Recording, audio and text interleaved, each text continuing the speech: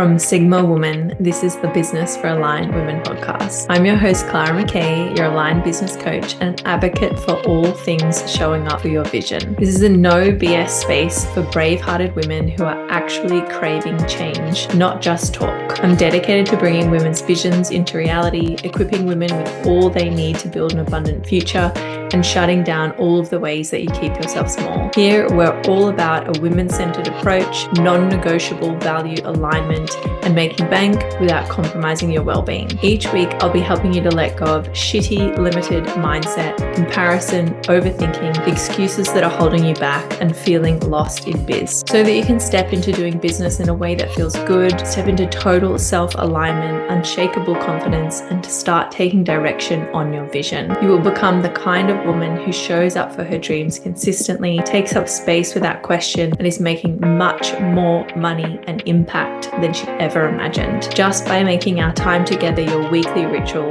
you're already one step closer to your most aligned and abundant future. I have been doing a form of a podcast since early 2021. So I've tried a lot of different things and I've used a lot of different pieces of tech, and I've kind of compiled everything.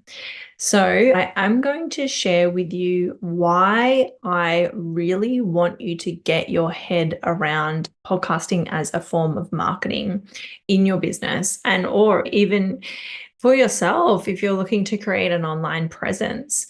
And this is something that I share with a lot of my clients.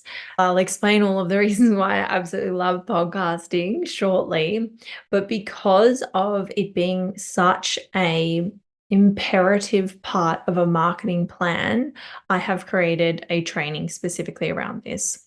The most value that you're going to get is if you actually work through this slowly, methodically, treating it like a creative project, treating it with the time and the energy and effort that it desires, and really tuning into the energy of what you're trying to do. So that is what I'm offering in the first content club, which is on profitable podcasting. And this is a self-led training that has a live Q&A component, and I'm going to be breaking down in that training every single step of the game when it comes to coming up with a podcast idea, fleshing it out, tuning into the energy of it, doing market research about it, tuning into your ideal listener, your ideal audience, and then coming up with concept of the name, coming up with what you're going to talk about, SEO strategies, all of that stuff for the content that you're producing in your podcast. I will also be sharing in that training how you should record it, the tech that you need to have, the apps that you need, how you edit, and how you get it out onto all of the platforms, and also how you can launch a podcast so that it has the best opportunity to get in front of the most people. So because it has that much information in it, that's why I'm not going to share very much today. But what I am going to share is I'm going to try and light your fire as to why you should be thinking about podcasting in your business. It is my favorite method of content creation, my favorite method of connecting with you, my audience, and mostly my future clients. 95% of my clients come through my podcast, and it's not the easiest thing to measure, but I know that there are X amount of sales that I've made directly from my podcast. And I'm just talking about one-to-one coaching. I'm not even talking about my passive offers and my digital products. That would be even significantly higher. I want to talk about some reasons why I love podcasting and why you should think about it. And some of these things you may or may not know, or you may or may not understand. For me, it's the simplest, most gentle and easeful way to create content. And I don't currently video record my podcasts. I might do that in the future. Honestly, as an autistic person, it's very, very nice for me to have some time where I'm not being recorded visually. So that means I am currently in my bedroom in really daggy pajamas because I'm very cold, and I'm one of those people who, when I feel cold, it gives me anxiety. My two dogs and my cat are asleep beside me, and I'm very comfortable and very chill. And I will today record probably 6 weeks worth of podcasts in maybe 2 hours. It's really, really easeful. I can record all of these, edit them, get someone to edit them for me, and then get my VA to schedule them. So I don't even need to think about it. And it will be hitting your feed every week for at least like a month and a half, if not 2 months. That makes it really easeful and a really easeful way to market myself and to create connections with my clients. Something that you probably haven't thought about and will make you probably feel quite silly to actually think about it is, I know that most of you are mainly marketing on Instagram, let's be honest, and you're very Instagram fixated, no matter how many times I tell you not to be, and you are thinking that that is probably the place where you're going to blow up and you're going to grow. If you look at how many podcasts there are, I think it's something like 320,000. And then you look at how many Instagram platform and how many Instagram profiles there are. Okay, I just looked it up because I wanted to give you the exact number. Instagram is 2 billion. 2 billion. Billion. So you're trying to stick out in a pool of 2 billion people. And you're thinking that that is going to be the best way for people to find you. This is the problem. The pool that you're trying to stand out in for podcasting is obviously like significantly less than a social media profile. Just statistically, you have more of a chance. Podcast apps, unlike Instagram, are search engines. Again, something that you need to understand about marketing yourself on Instagram is it's not a search engine. And what that means is that the people who are finding you on Instagram are not necessarily sure that they need your service.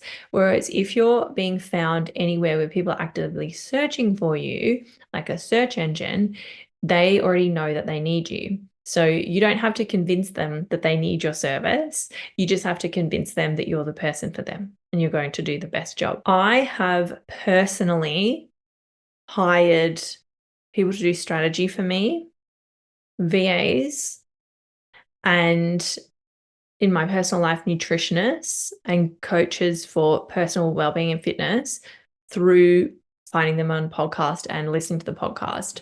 I currently pay for, I think, 5 or 6, maybe Patreons and Substacks of podcast hosts. So if I find someone that is doing something that I need or that I want and they are really good, I will support them and I will try and work with them. And I think one of the biggest reasons for that is that it is such an intimate platform. Right now, I'm probably in headphones in your ears. Maybe I'm not, but it's most likely that I am. And that means I'm literally in your head. I'm inside your body. And that creates a level of intimacy that you're never going to create with someone looking at you through a screen. I believe that this lets people connect with me more, hear what I have to say more, maybe with less judgment and less distraction, and they're more likely to actually take it on and action it. And I know, because I recently surveyed you, that a huge amount of you, which is something that I absolutely adore, use this podcast as your weekly ritual. Like, that makes me want to cry. The fact that I am part of someone's weekly routine. That is just so heartwarming and so rewarding to me. And I think it is because I do that with podcasts too. And it's meaningful to have set aside time. And when you see that come up on your feed, you're like, yes, can't wait for this. And you listen to it. And to hear that other people are doing that with me is just, yeah, amazing. So wow, like, this platform is going to allow you to become a ritual in your audience's week or your audience's month. That's amazing. There's nothing like that. I also believe that ritual aspect, that intimacy aspect, all of those things create like a very nice community. And I've seen that with my own podcast, and I've also seen it in other podcasts whose communities I'm a part of. It's not usually people wanting to stir the pot or say nasty things or rile someone up because they have committed to 20 minutes, 30 minutes of listening to you. It's much less likely to get keyboard warriors or, trolls than you would on social media. That being said, I believe and I will continue to use my podcast as a place where I'm less likely to self-censor. Probably if you've listened, you know that sometimes on the podcast I say stuff that I'm probably not going to put in a Pinterest or a Instagram post. And actually, something that I'm doing recently is I'm asking prospective clients if they have listened to my podcast. And if they haven't, I ask them to go and listen to a couple of episodes because I think it really communicates who I am, how I speak, how I work, how no bullshit I am, how you're not going to get away with your rubbish excuses with me. And they are going to come into coaching with me being a bit more prepared. Or they might listen and go, this isn't for me. I need fluffy bunny Susie down the road. I am using it as almost like a vetting tool for my clients so that I'm making sure that I'm working with the most ready, most self-aware, most grounded, most they're owning their own shit kind of people who are just going to get shit done and show up and enjoy themselves and have fun. So that's another beautiful thing. And I feel like if you get stressed out about speaking to camera, this can be a really nice way to start kind of oiling those. You don't have to worry as much about how you're being perceived. And I think for a lot of people, speaking and talking can be an easier sense of flow than writing or recording a video. And I've just noticed that in my clients. I think it can be a really nice way to connect to the right people without the hamster wheel of creating so much content for social media that has such a short shelf life. Now, the cool thing about podcasting, I'm going to caveat this, I'm going to say it's free. It is free to continually do it. Here are the things that I pay for in order to make my podcast happen. I have paid a designer, but I would have anyway. I pay my VA to schedule it for me, or I'm thinking this year I might get a podcast manager to do that for me. The only other thing that I pay for is my transcription tool, which is the tool that transcribes my podcast into text so I can use it for email copy and blogs, and also it's a way to edit the audio. Those are things that I pay for. But other than that, it's entirely free. And if you were like, you know what, I'm going to do this all myself and I'm not going to get any help and I'm going to edit it myself and I don't need a transcription, then you're not paying for anything. So the potential is that it's 100% free marketing. Wow. That's amazing. I on my podcast and you on yours will be reaching people that you could never reach on social media purely because of that pool size and because they know what they're looking for and they can find you. And another thing which I know I use and probably a lot of other people use on especially Apple, I don't know what Spotify's setup is for this, I should check. But on Apple, when you find a podcast that you like, you can scroll to the bottom and it will suggest you similar podcasts. And that is how I found most of the podcasts that I'm now paying their Patreons. So, and it's so nice to see the kind of podcasts that are being suggested next to mine, and they're podcasts that I listen to, and they are brilliant and amazing women. That function means that you will be getting shown to the right people more often. I said before, it's my most profitable form of content.